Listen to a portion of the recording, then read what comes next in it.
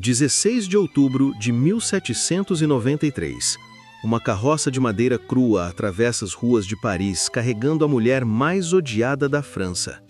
Seus cabelos, outrora dourados como os trigais de Versalhes, agora são brancos como a neve do inverno que nunca mais verá.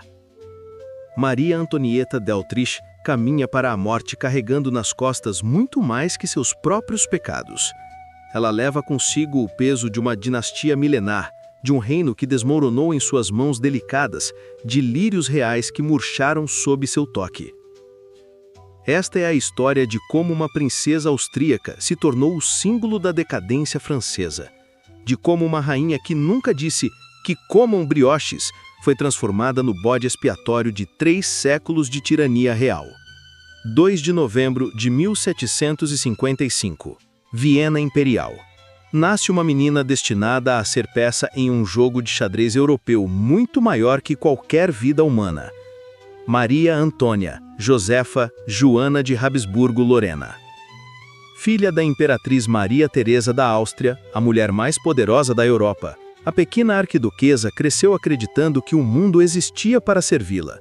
Como poderia imaginar que um dia esse mesmo mundo exigiria sua cabeça? 1756. A Guerra dos 7 Anos havia reconfigurado o tabuleiro europeu. França e Áustria, inimigas seculares, tornaram-se aliadas contra a crescente ameaça prussiana e inglesa.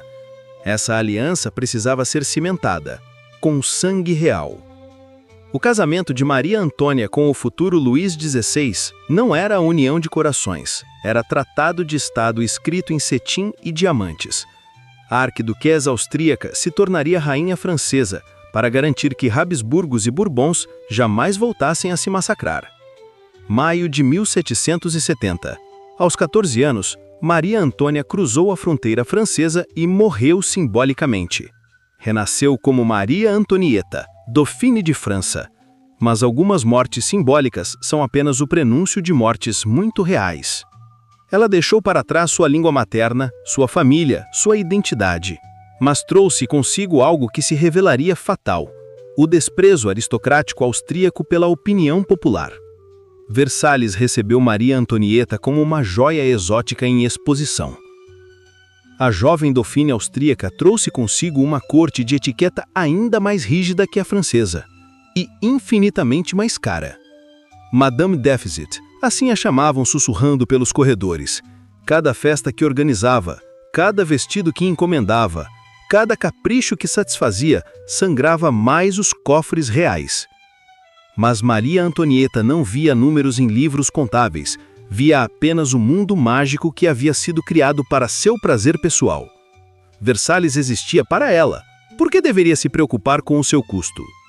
Por 7 anos, Maria Antonieta carregou um fardo terrível para uma rainha, a esterilidade aparente. Não conseguia dar herdeiros à França, mas conseguia gastar como se o tesouro real fosse inesgotável. Os panfletos pornográficos circulavam por Paris como vírus. A rainha austríaca era estéril porque era devasta, era infértil porque era infiel, era inútil porque era estrangeira.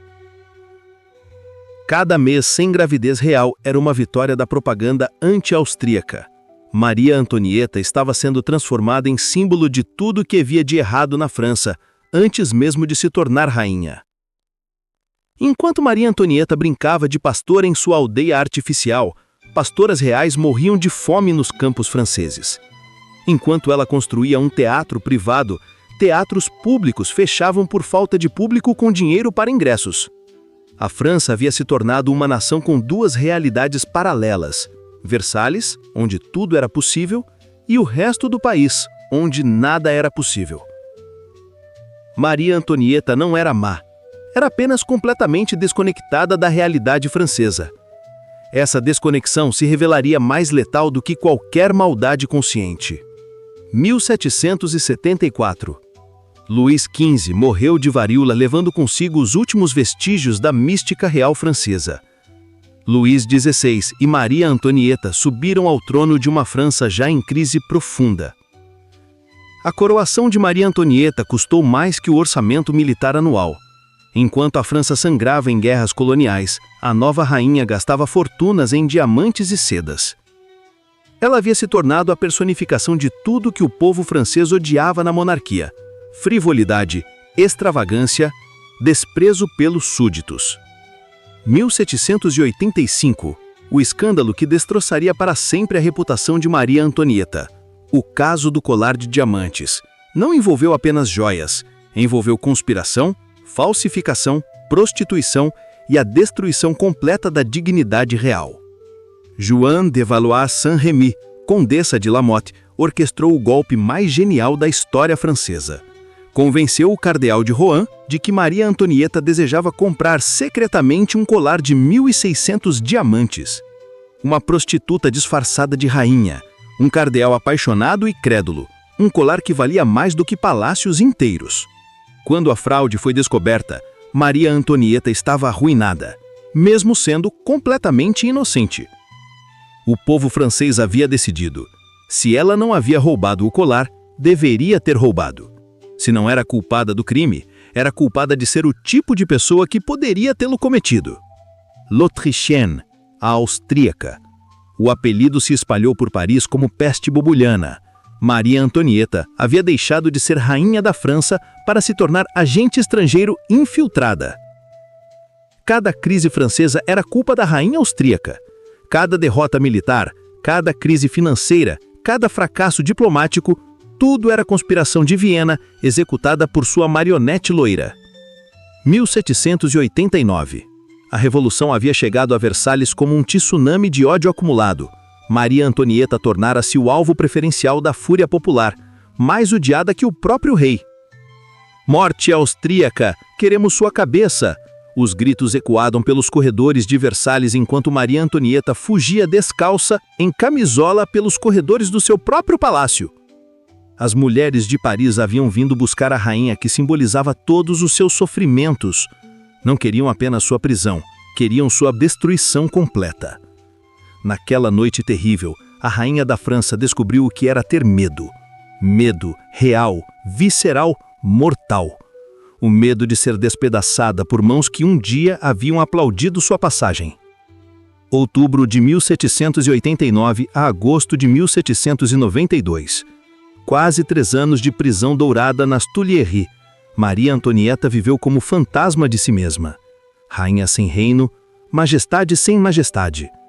Mas foi nesse período de humilhação que ela finalmente encontrou sua verdadeira personalidade.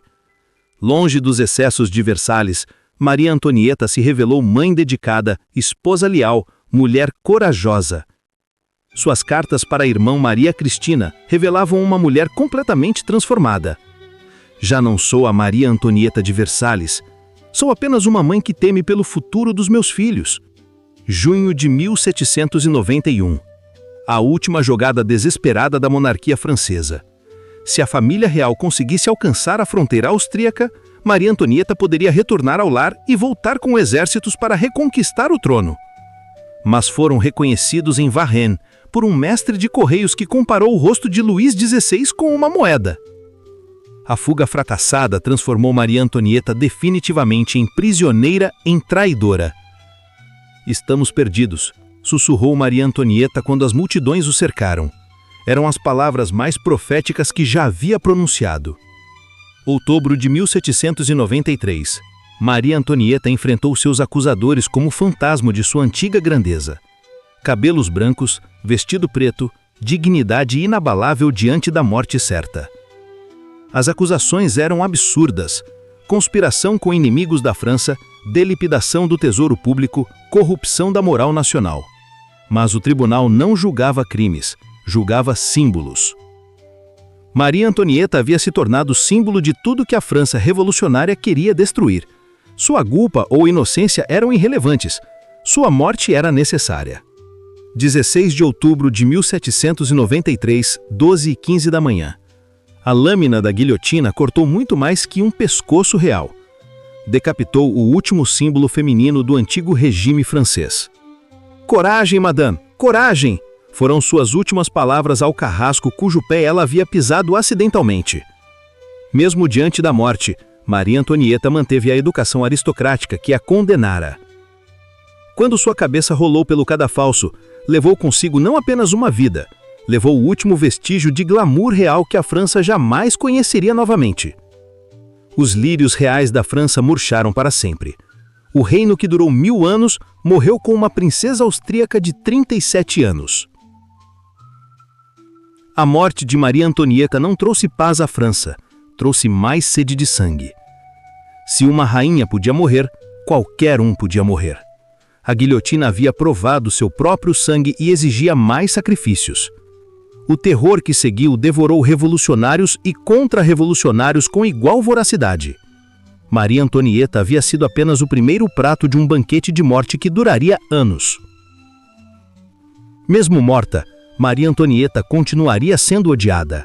A propaganda revolucionária havia transformada em monstro, tão convincente que gerações futuras acreditariam nas mentiras como se fossem verdades históricas. Que comam brioches, frase que ela nunca pronunciou, atribuída a ela para eternizar seu desprezo pelo povo. A Maria Antonieta histórica havia movido. Nascia a Maria Antonieta mitológica. Hoje, quando visitamos Versalhes, ainda podemos ver os fantasmas de Maria Antonieta, nos espelhos do salão principal, nas janelas do Petit Trianon, nos jardins onde ela brincava de ser camponesa. 230 anos depois de sua morte, Maria Antonieta finalmente encontrou a redenção. Pesquisas históricas revelaram uma mulher muito diferente do monstro revolucionário, mãe dedicada, esposa fiel, vítima de circunstâncias maiores que qualquer indivíduo. Seus excessos eram reais, mas típicos de sua época e classe. Sua frivolidade era genuína, mas não criminosa.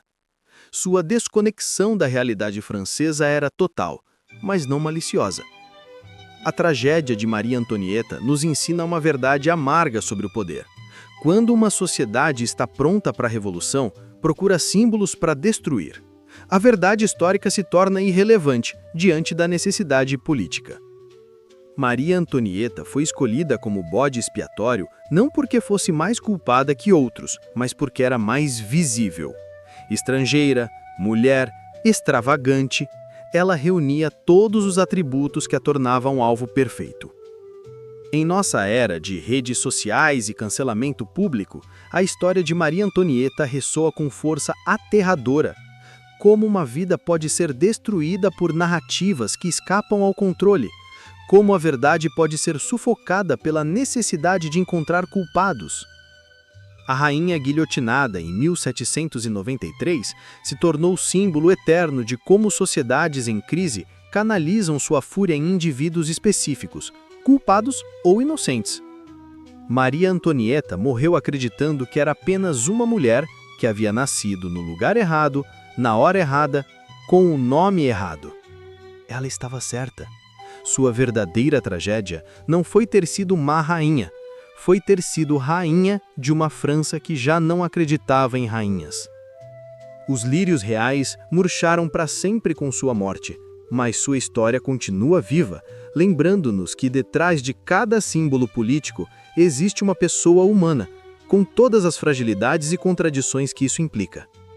Maria Antonieta, a rainha do caos, finalmente encontrou sua paz.